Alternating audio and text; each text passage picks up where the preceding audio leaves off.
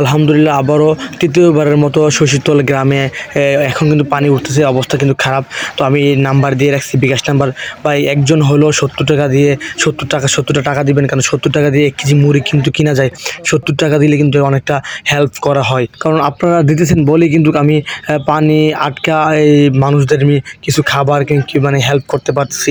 তো আমি সবাইকে একটু অনুরোধ করবো যে এখন ব্রাহ্মণবাড়িয়া কুমিল্লা রোডে যে শশীতল গ্রাম রয়েছে, শশীতল গ্রামের অবস্থা কিন্তু খারাপ। এদিকে কিন্তু পানি আসতেছে, কিন্তু ইতিমধ্যে অনেকগুলো বাড়ি কিন্তু তলিয়ে যাচ্ছে। তা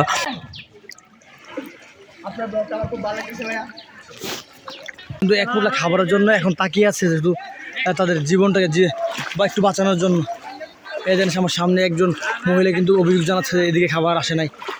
তো যারা আপনারা খাবার দিতেছেন তারা কিন্তু একটু বুঝে শুনে দেবেন। গাড়ি থেকে কিন্তু সবাই খাবার দেওয়া যায় না, একটু হাঁটে রাস্তা হাঁটে বাড়িঘর দিয়ে খাবার দিলে কিন্তু সবাই খাবারটা পায়। বলছি এক ফুটলা খাবারের জন্য কিন্তু তারা তাকিয়ে আছে, কারণ আস্তে এদিকে খাবার দাবার আসেনি।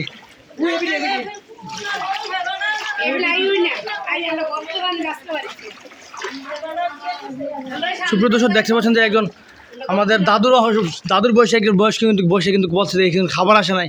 আপনারা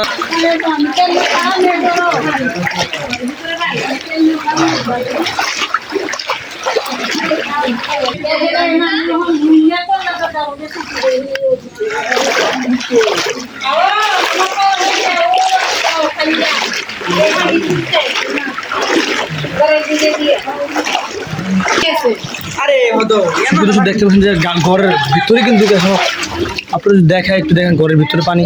সামনে 11